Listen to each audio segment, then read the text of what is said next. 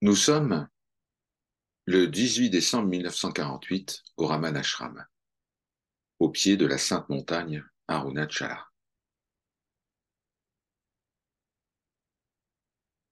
Une cérémonie en l'honneur de Bhagawan Sri Ramana avait été accomplie par un certain nombre de fidèles.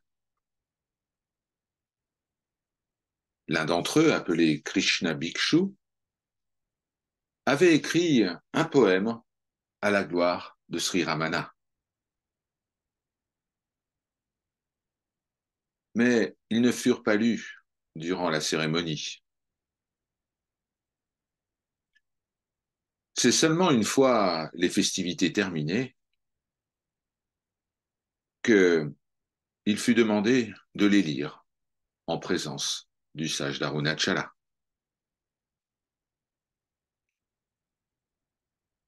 Ces versets disaient: Ô Ramana, puisse ta célébrité être éternelle. Et ça se terminait par les mots: puisse tes naissances être perpétuelles. Lorsque ce dernier verset fut lu, Bhagawan Sri Ramana se mit à rire. Et puis, il regarda Krishna Bhikshu, l'auteur de ces lignes, et dit: Très bien, voulez-vous que je revienne encore et encore? Voulez-vous que je renaisse encore et encore? Bhikshu répondit: À notre bénéfice, maître. Un autre fidèle, Devaraja Mudaliar, s'exprima: Comment avez-vous pu écrire une telle chose? Plutôt que de demander à Sri Ramana de rester avec nous dans ce corps, vous priez maintenant pour qu'il revienne encore et encore.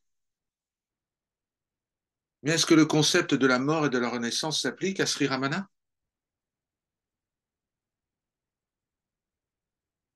Une disciple appelée Suri Nagama se tourna alors vers Sri Ramana et demanda: Mais quel est le problème avec ça?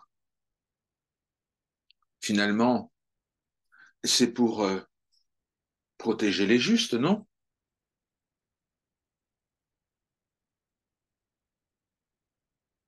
Bhagawan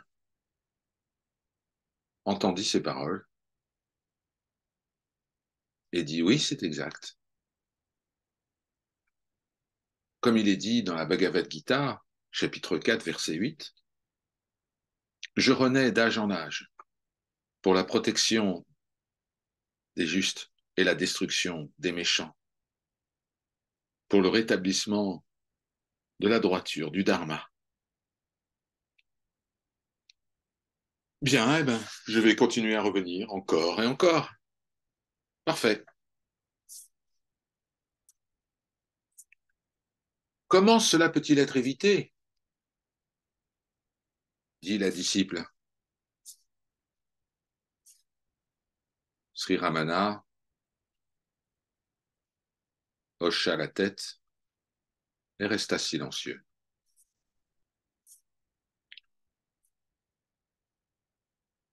Un autre fidèle, le docteur Syed, qui était un résident de l'ashram depuis de longues années, pratiquant de manière intensive, avait posé de nombreuses questions à Sri Ramana et reçu des réponses adéquates. Cependant, il était incapable de contempler le soi. Alors un jour, il se présenta devant Sri Ramana. Il était triste. Il dit: Bhagawan, vous m'avez montré toutes les formes de pratique imaginables. Et pourtant, je n'ai pu gagner aucune force en termes de concentration. Vous devez me communiquer cette force Sinon, comment pourrais-je l'obtenir? Sri Ramana répondit, cette force n'est obtenue que par la pratique. Qui peut vous aider en cela?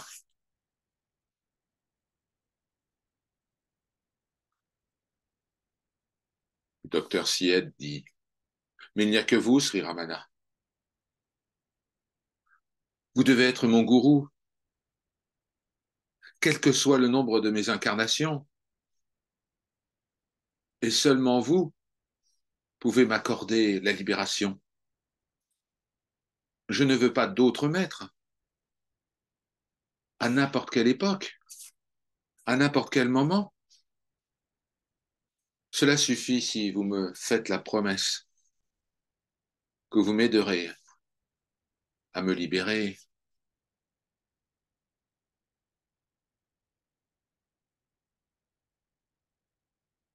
Bhagavan sembla être ému par ces propos.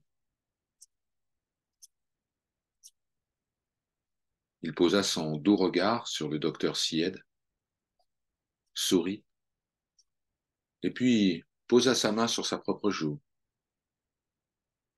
appuyée sur le coussin, et demeura silencieux. Alors, Sri Ramana, dit le docteur Syed. Bhagavan hocha la tête et garda le silence. Le fidèle considéra ceci comme une immense bénédiction. Son cœur fut rempli de joie. Om Namo Bhagavate Sri Ramanaya.